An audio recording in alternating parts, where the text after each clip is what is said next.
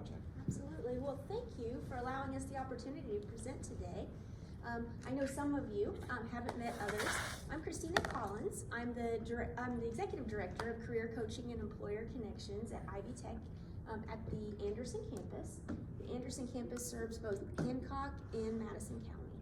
So a little bit about Ivy Tech before we get started, just so everyone has the same landscape.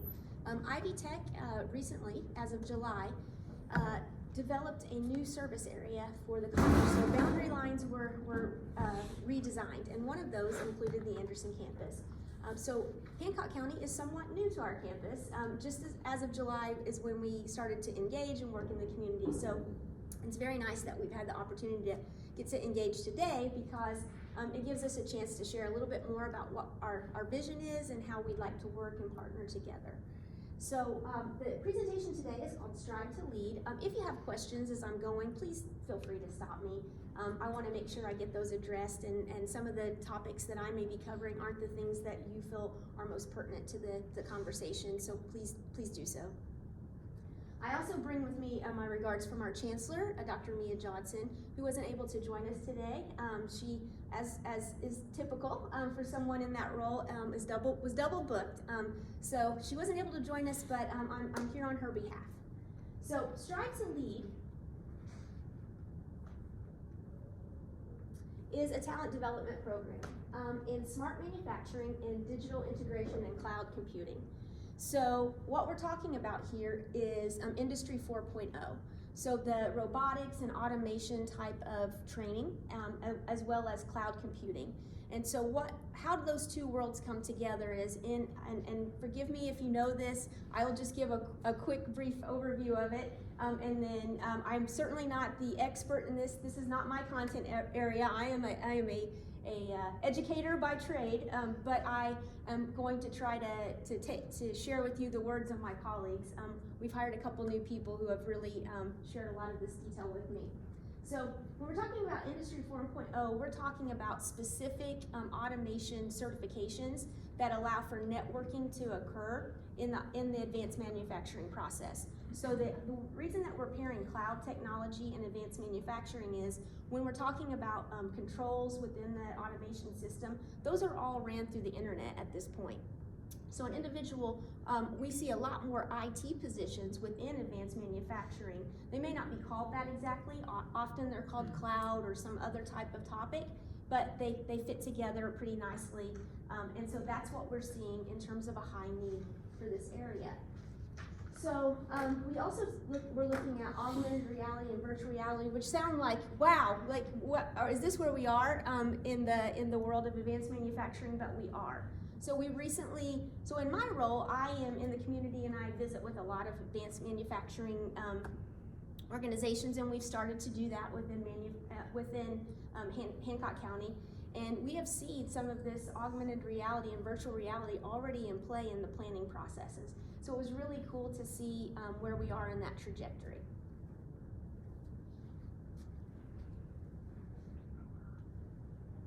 So what we find is, and this was an interesting statistic, having been I've been at the college for 15 years in a variety of roles, including student affairs and in academics and all kinds of things.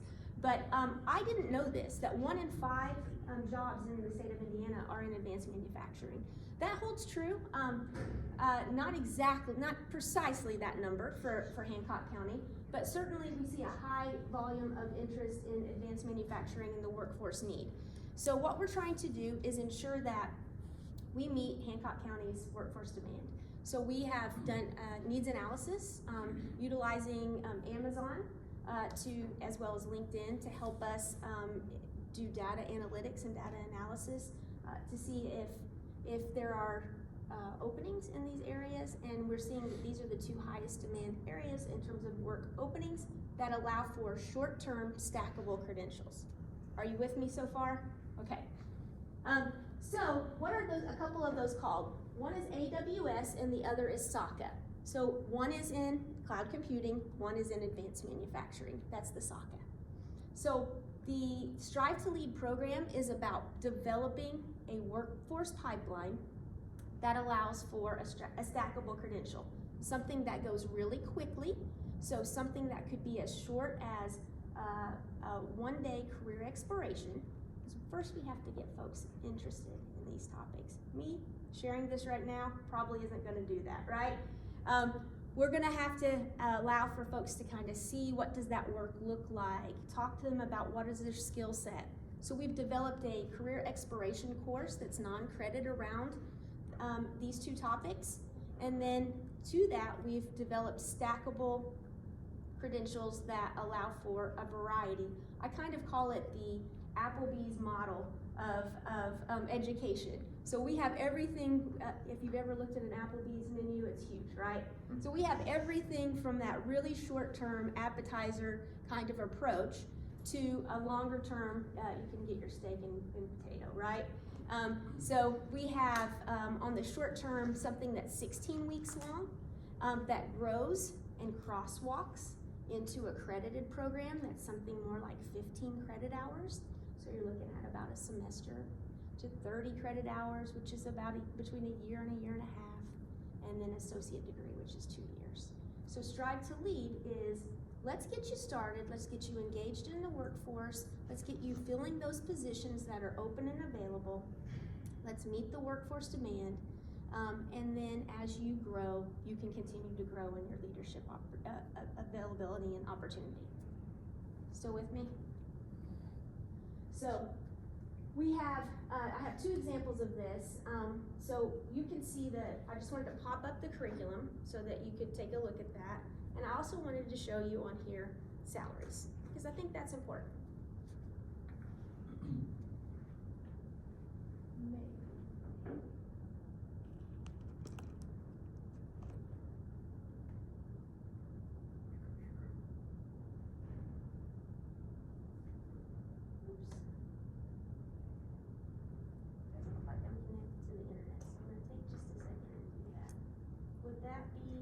Public, yes.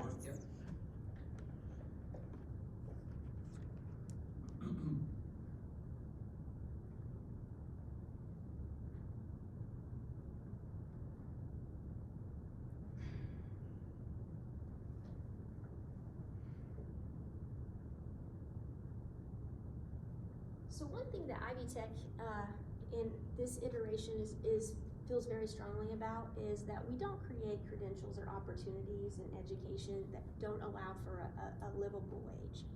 So I think the other reason that we're focused on these 2 topics is the earning potential that goes along with that. For some reason, we're not projecting.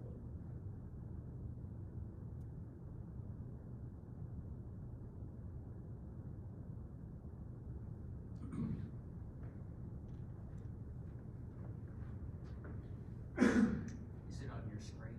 It's on my screen, but it's not on this screen. I can't get it to show up on this screen. That's okay. I can just talk through it, and then I'll send the presentation to you after, so you can see all of that if you choose to. So in smart manufacturing, we're looking at exit salaries at the associate level at $68,000. So it's definitely a livable wage. As we scale back, we're looking at on our shortest end,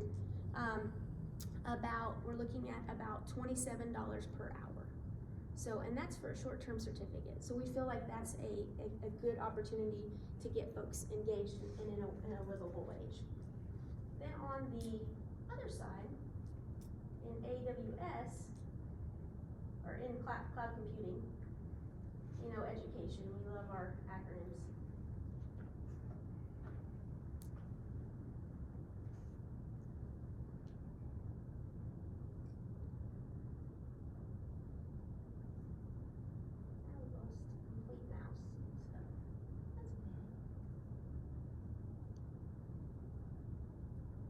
Similarly, we're looking at for cloud computing about 66,000 for the associate degree, and then a tiered approach backwards.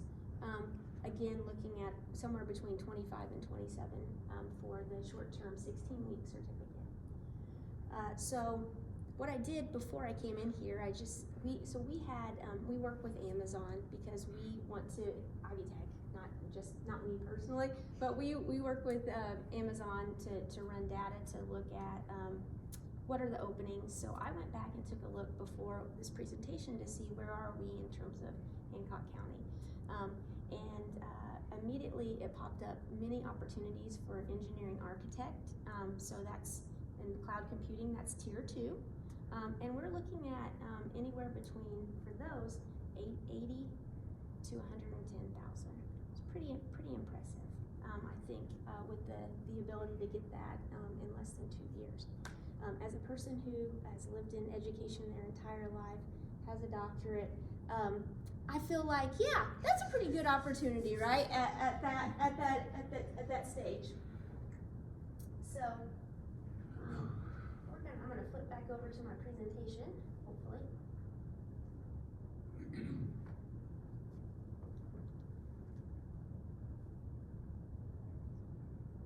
Just for the next person, this isn't allowing us to go into the, like, flip out of the into the internet without.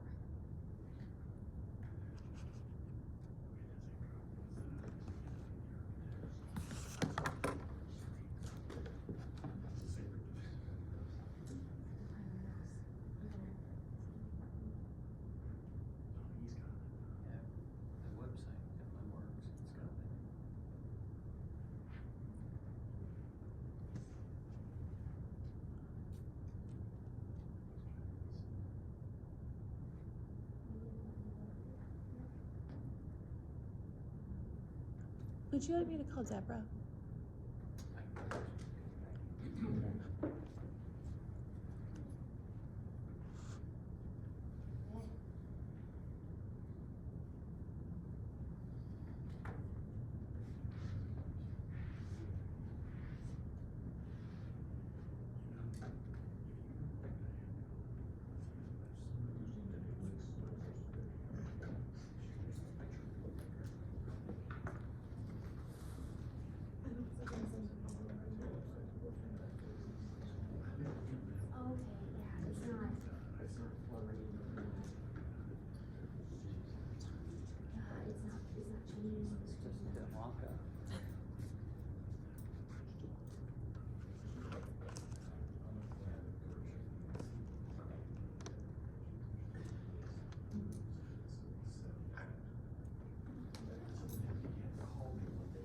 Sorry for that delay.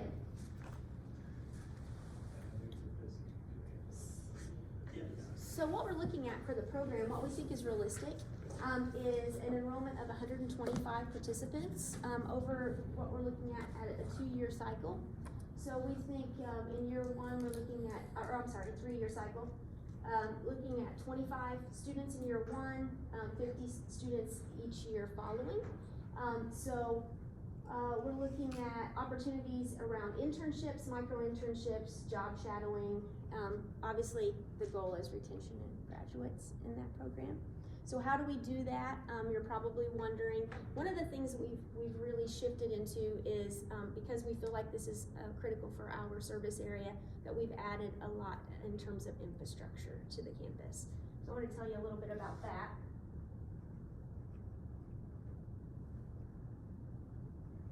But before I do that, I think this is a critical piece. Why do I work for Ivy Tech? Why have I been there for 15 years? Because of this right here. 90% of the Ivy Tech students stay in the community they learn. I wanted to have an impact on my local community. I want to make sure that what we do stays right here. This is it. So when we're talking about these numbers, are we talking about local? Are we keeping it local? We certainly are. So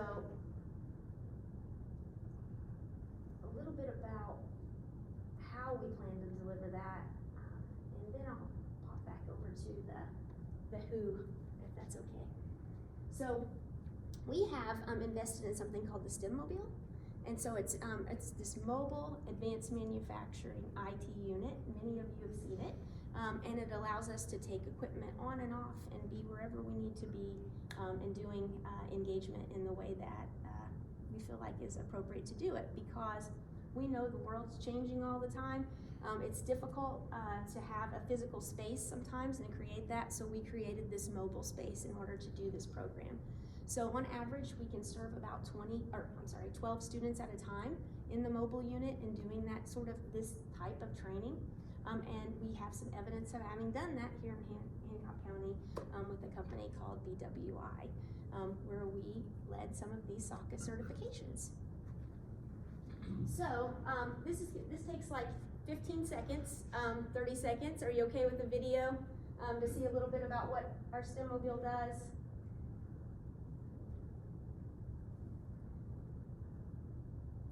Hopefully volume is working. Oh, yep, I'm not connected to sound.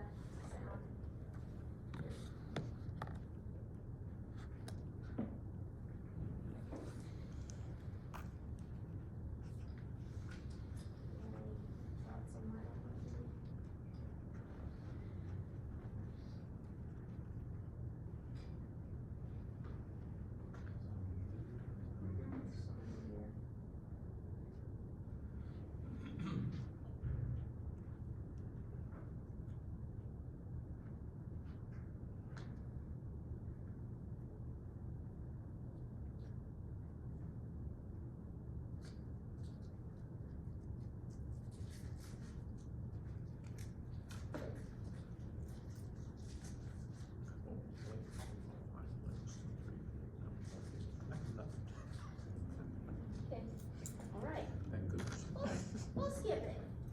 You know, I'm nothing if not accommodating. So, let me make sure I get the screen changed here.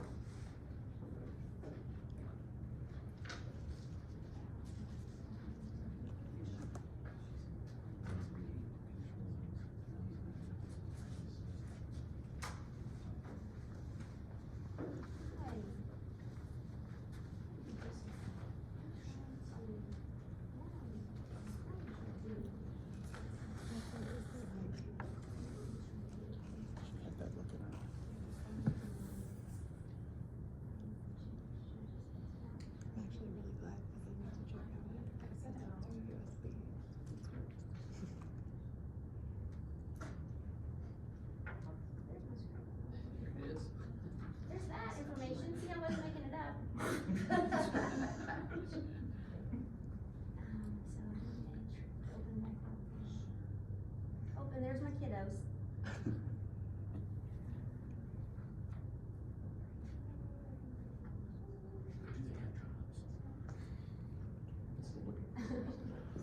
They do have jobs. My little leprechaun up there has to help take her plate every night. She feels like it's a huge challenge.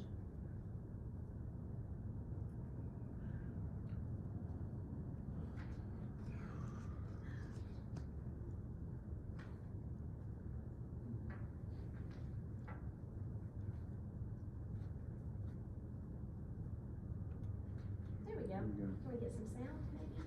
No, the sound part, Well, at least there's some visuals. yeah, We'll do that. I have to turn on the soundboard. It's okay, don't worry about it. Okay, okay.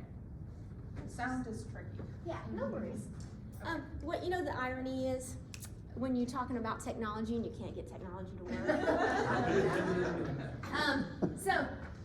Capacity to execute. So I want to talk a little bit about that. So I talked about infrastructure and what infrastructure we've added to our campus in order to be able to sustain this model.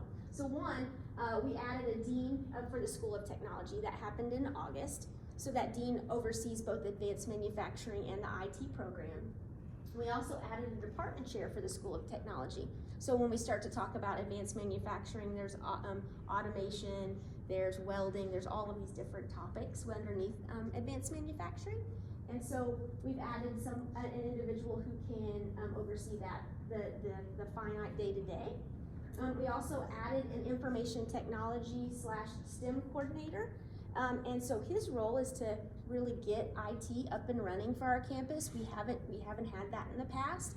Also utilizing the STEM mobile, making sure that we get it out and it has the proper equipment. And then my team. So in July, I was added in as executive director. I hopped over from the vice chancellor of student affairs into this role, and I added to the team a person who's responsible for talent connection. So that is internships, work and learn. We have a person who is an employer consultant working with business and industry. We have a coach on the team, and then we have a program manager to make sure all of that custom training and all that stuff is running behind the scenes. And we also work really closely with our enrollment team, where we added an executive director of enrollment services. So that's sort of, and a K through 12 person. So as you can see, our campus has grown tremendously over the past year, and the personnel we put in place to make that happen has certainly improved our capacity. So timeline. So we're looking at developing the non-credit programming to be able to run as early as next spring. We want a little lead time to be able to get out with and meet with all of the employers before we do something like that. We haven't had a chance to meet with everyone yet. We're also in the process of connecting on apprenticeships, internships, and micro-internships, because we believe the Strive to Lead program will be most effective if we have in place the ability to launch our participants directly into an employer or career. And then summer courses, right now, in terms of the timeline for this year, high school, as you probably are aware, high school students are able to come to Ivy Tech for free this summer, take their classes for free, which is pretty phenomenal. We're going to be evaluating how that works. And so the academic program itself, courses within it, if we can get folks to that level, we anticipate being able to offer a lot of that for free, because these are such high demand positions. And then in terms of equipment, right now, in this year, we've put in over $100,000 in the equipment in the STEM mobile.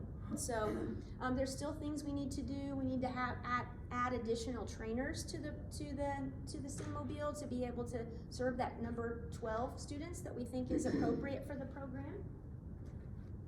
So STEM activity is underway. Interdependence, we don't think that Ivy Tech exists without partnership and collaboration. And so that means working directly with our employer partners, our community partners, our school system, and working with our other higher education institutions. So we have a strong relationship with Purdue Polytechnic, where we've realized that the relationship, we need to really be thinking about an academic pathway that serves a student that wants to go all the way through. Ivy Tech's the right start for that in some cases, and Purdue is definitely the end game for some of our students. And then in K through 12, we're definitely finding our way through that and meeting with folks and working on the relationships in terms of at the school level, the faculty, building strong relationships there, and growing our relationships in terms of dual credit and dual enrollment. Working with the Greenfield Chamber, who we're looking at how do we serve the community and how do we assess it, utilizing surveys and some data tools to do that. So funding, we are looking at a request for additional programming costs, scholarship, and the other piece of this that I think is important is the barriers. So one of the things our chancellor has come to us as a team and said, we don't want there to be a financial barrier to education. And so Obviously, for some of these programs, we have funding through the state for the academic courses. Some of the non-credit, that doesn't exist currently. But in terms of even for the 4-credit classes, things like gas right now, the price of that, and being able to travel to get to our STEM mobile, even though we're trying to keep it as close as possible, that can be a barrier.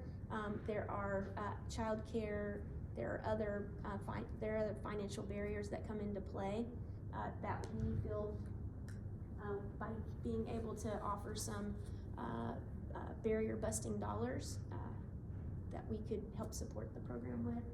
And then in terms of personnel cost, being able to do that, we have one instructor in each of those areas, but it takes more than one instructor, so that's hiring quality adjunct faculty to be able to teach. We certainly have those connections and have the ability to locate them and connect with them, but that we do need some support to ensure that we can make all of the curricular high quality.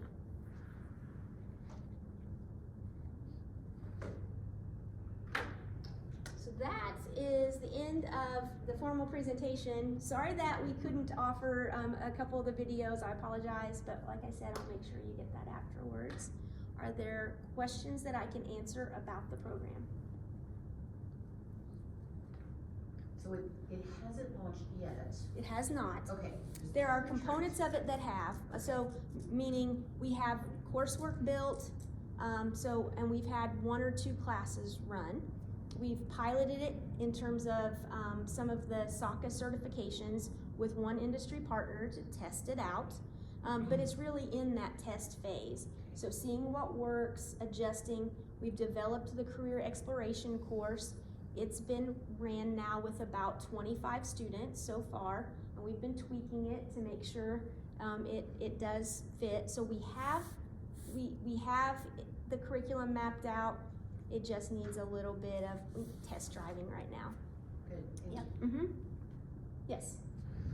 So Ivy Tech being a state-supported school, funding that you would get through Ready, would that be because there's a shortfall in the public side funding, or would it be to subsidize or offset the cost for students and other institutions?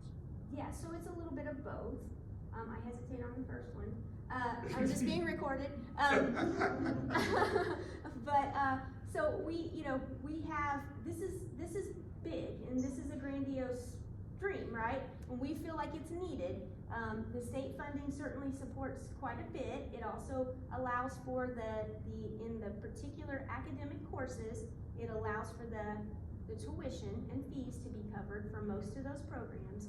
But there are some other costs that go along with that, including the faculty to be able to deliver it, that we would have a bit of a shortfall in. And then on the student side, it's around financial barriers. So helping award, looking at about $1,000 maximum per student to help offset costs that they might have to be able to participate in the program. Thanks. Mm-hmm. Yes. So you said, I think you said something like 150 students so far? Okay, So 150 students is the goal. is the goal. Is the okay. goal, and we want to see them successfully complete a credential. So with how much of I'm sure you are familiar with, and I think everybody in the room is familiar with the labor crunch, and the demand for workers right now. It's astronomical, and I know many people have heard the only things that will get us out of this are either automation and robotics or immigration, right? Automation and robotics will be the easier path to sell, unfortunately. But, so we see such a high demand for this, and so like 150 students, it's like, wow, like is that just in Anderson? Are other Ivy Tech campuses repeating this? Is there a goal to, once you get can this be scaled up once you get it started? Because I just imagine that the demand is huge right now, honestly. It is. Especially in the last 2 years. Yes. So everything you're saying is 100% accurate and true, and will 150 students split serve the demand of what's going on? Absolutely not. But I think it is a starting point, and what I'm gonna go on to Christina. This is Christina, this isn't Ivy Tech, all right? So I wanna make sure I kind of identify that. What I'm seeing in terms of trend, and a lot of people in the room can have, probably have thoughts on this, is we have to, right now we're seeing short term, because the workforce demand is what it is, and we need to get folks at least skilled up for that entry point. And I think we can dive a little deeper into the pool to help fill that entry point position. And so when we talk about these short-term credentials, that's what we're trying to do. We're trying to go kind of fast, and what we hope is someone gets into that entry point position, and that's why it's Strive to Lead, which is over time. We're hoping, we'll be able to, not only have we seen entry-level positions be difficult to fill, but management positions are also difficult to fill, that middle manager position. So being able to kind of grow someone into that next level of position is what we're trying to do with the program. It certainly can't meet every need, but it's a start. It's also saying with the career exploration course, let's really open that pipeline up. Let's try to get familiarity and a reimagining of what is advanced manufacturing, because that's where we kind of have to start, is with the branding and the thought pattern behind it. And so when we talk about 150, we're looking at people who successfully complete a credential. We're hoping that the pipeline is much larger than that, at least to get exposure. In terms of scaling up, I'll go back into Ivy Tech lingo. That was Christina's thought. This STEM mobile and this approach, right now the Evansville campus is also in the process of purchasing a STEM mobile and looking at this same model. Sellersburg has a version of it that they're working on, but it's more, one of their areas is a little more in the HVAC kind of area, so they're focused a little more on that. And so campuses across the state are in some version of looking at how this model can work.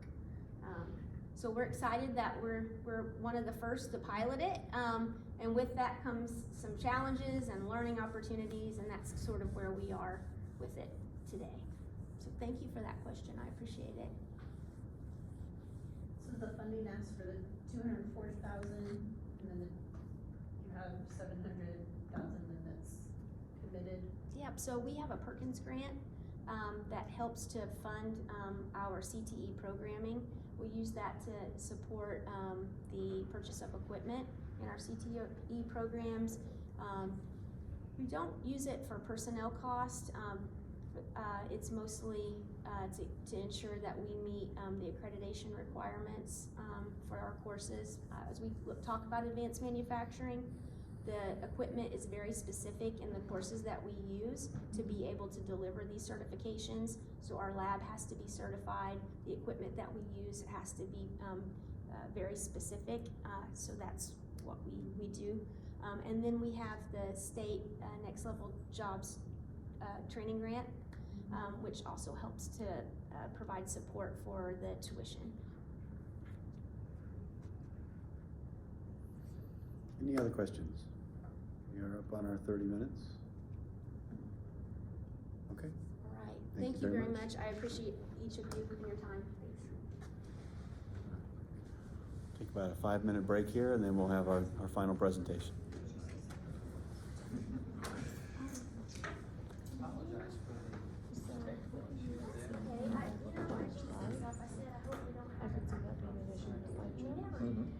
Do you want to email me the presentation and the internship? Sure.